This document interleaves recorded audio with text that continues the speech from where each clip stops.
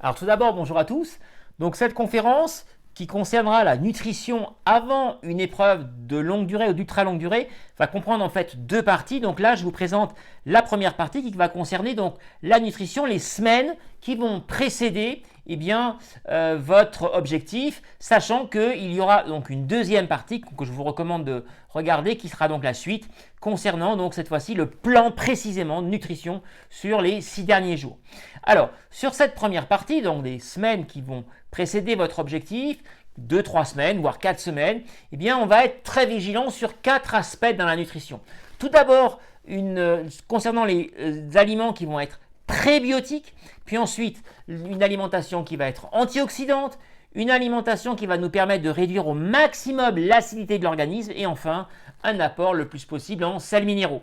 Voilà donc les 4 axes, je vais donc aborder les uns après les autres en détail. Alors le premier axe qui est donc celui des nutriments prébiotiques, pourquoi ? Eh bien il va falloir que vous arriviez à votre objectif en ayant la meilleure flore intestinale possible. C'est un des premiers points clés au niveau de la digestion. Par conséquent, avoir cette flore intestinale la plus tonique possible, c'est intéressant pour limiter au maximum les problèmes gastriques qu'on risque d'avoir. Alors il faut pour cela renforcer par des aliments qui vont tonifier et nourrir en quelque sorte cette flore intestinale qu'on appelle les aliments prébiotiques. Alors les plus courants ce sont le radis noir, le brocoli, la choucroute, alors je parle du chou fermenté, je ne parle pas évidemment de la charcuterie, les oignons rouges, les amandes, l'asperge, l'artichaut, le potimarron, les poireaux et l'ail sont tout à fait intéressants pour renforcer cette flore intestinale. Et puis un autre aspect très important, un peu négligé, qui concerne un acide aminé qu'on appelle la glutamine. Alors la glutamine est intéressante parce qu'elle va tonifier la flore intestinale. Elle va éviter notamment ce qu'on appelle la perméabilité intestinale. C'est un élément essentiel et donc on va pouvoir fournir par la nutrition des apports en glutamine. Alors, quelles sont les sources de glutamine ? Eh bien, ce sont les aubergines, les choux rouges, les épinards, les carottes, concernant les fruits et les légumes, les légumineuses comme les lentilles, mais les haricots rouges surtout. Tout ce qui est à base de soja, le soja, je rappelle, est une plante qui a l'ensemble des acides aminés essentiels, mais aussi la glutamine. Et donc, le tofu est intéressant, le miso, qui est donc du soja fermenté aussi.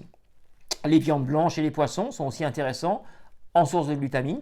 Et puis, les fromages à pâte cuite et les laitages fermentés contiennent aussi une bonne part de glutamine. Alors, deuxième besoin important sur ces semaines avant l'effort, c'est les apports en antioxydants. Pourquoi ? Parce que avec votre effort, vous allez provoquer une forte oxydation de l'organisme et il va falloir un antidote par des antioxydants. Alors, un petit schéma pour bien le comprendre.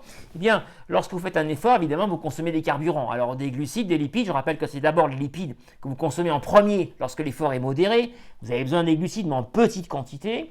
Puis, avec ces carburants, arrive un comburant, comme un feu de cheminée avec du bois, qui est donc le carburant, et de l'air pour faire la combustion. Nous, on a besoin de l'oxygène.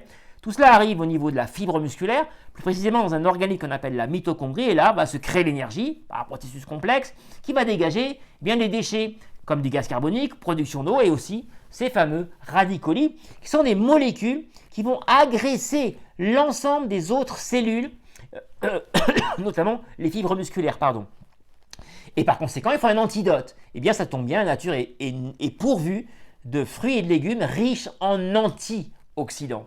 Alors les plus courants, les antioxydants, sont tous les fruits et légumes qui vont être colorés. Alors en orangé, c'est la couleur du bêta-carotène qu'on appelle aussi la provitamine A. Alors c'est par exemple les carottes, ça peut être le poivron orangé, ça peut être le potimarron par exemple. Voilà des légumes très intéressants en termes d'antioxydants. Et puis tous les légumes bleus, violets, au rouge comme les poivrons rouges, le chou rouge, mais aussi en fruits, je pense aux myrtilles, aux mûres, aux framboises, intéressantes en termes d'antioxydants. Et puis tout ce qui est légumes verts à base de chlorophylle, parce que la chlorophylle est elle aussi bien pourvue en antioxydants. Alors c'est aussi les fruits et légumes qui sont riches en vitamine C. Alors évidemment il y a les agrumes, tout le monde le sait, les kiwis, mais aussi les fraises, riches en vitamine C. Et les légumes, il ne faut pas les oublier, le poivron et le persil, qui est pratiquement le roi des légumes en termes de vitamine C. Alors attention, je parle de vitamine C, une vitamine thermosensible, donc très fragile à la chaleur, qui se détruit à partir de 65 degrés, qui commence fortement du moins à se détériorer. Par conséquent, c'est vraiment accru. Une fois que c'est cuit, vous oubliez la vitamine C. Et puis, une autre vitamine intéressante en termes d'antioxydants, eh bien, c'est la vitamine E. Les noisettes, les amandes sont très riches, les huiles, l'huile de tournesol notamment, les poissons gras, les graines oléagineuses comme le sésame ou le lin. Et puis, un oligo-élément qu'on appelle le zinc, lui aussi très riche en antioxydants et a un effet antioxydant. Alors, les aliments qui contiennent du zinc sont les fruits de mer, l'avocat, le jaune d'œuf, les viandes et les poissons, la noix de Grenoble est intéressante, les champignons, et puis les fromages, là encore une fois, à pâte cuite. Alors attention, j'en parlerai des fromages à pâte cuite, il ne faut pas d'excès, on verra pourquoi. Et puis le troisième élément dont on a besoin sur ces jours précédents, eh bien, c'est réduire l'acidité. Alors, l'acidité, elle va être provoquée elle aussi fortement pendant l'effort. Alors attention, hein, ne pas confondre la montée de l'acidité qui est liée notamment à la production des radicaux libres par exemple, mais qui n'a pas de lien direct avec ce qu'on appelle les lactates. Les lactates sont produits aussi par l'effort, mais sur un effort modéré, ils sont récupérés par l'organisme avec de l'oxygène et synthétisés et en fait transformés en glycogène, qui est donc la forme des sucres stockés dans notre organisme. Donc il n'y a pas vraiment de concentration de lactate importante sur un effort d'ultra longue durée. En revanche, l'acidité, elle, progressivement va s'installer. Il faut donc un antidote pour cela et donc avoir une alimentation alcaline pour arriver au moment de la course en ayant un organisme qui est le moins acide possible.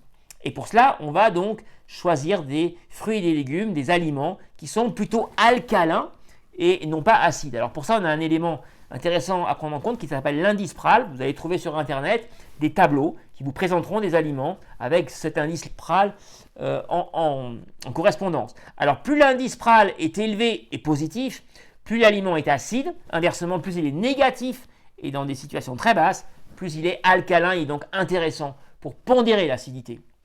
Alors alimentation alcaline, eh bien déjà un petit point sur les rois des produits alcalins, ce sont les fruits secs. Alors je pense aux raisins secs, aux abricots secs, qui ont un indice PRAL très bas, vous voyez, de moins 21, donc très alcalin. Attention, il faut les réhydrater. En effet, les fruits secs, si vous les réhydratez, ils seront beaucoup plus facilement assimilables par l'organisme parce que la réhydratation pendant une nuit va réactiver un processus d'enzymes et donc des enzymes digestives qui vont faciliter la digestion. Par conséquent, un fruit sec doit toujours être réhydraté, c'est extrêmement important. Et puis, les avocats sont aussi intéressants, tous les légumes verts, les betteraves rouges également, la patate douce, la châtaigne, mais aussi la pomme de terre sont alcalins dans les féculents. Et puis, alors là, au niveau des épices, souvent les épices sont alcalins, mais alors le roi des épices, c'est évidemment le curcuma, où là on arrive avec un PRAL extrêmement alcalin qui est de 46. Alors prenez du curcuma frais, vous les râpez, alors voilà, par exemple sur vos salades par exemple, et ça va vraiment pondérer et encore améliorer le côté alcalin de votre plat. Donc intéressant. Alors évidemment, vous en prenez des petites quantités, donc l'effet sera peut-être minime, mais quand même il y aura un effet pour abaisser l'acidité. Alors à l'inverse, on va éviter les aliments acidifiants, et là on va éviter d'abord les sucres raffinés. En effet, le raffinage détruit les enzymes, notamment les enzymes digestives, et donc un sucre raffiné est beaucoup plus acide. Par conséquent, il faut absolument éviter tous les sucres raffinés. Alors là, vous avez un indicateur assez facile.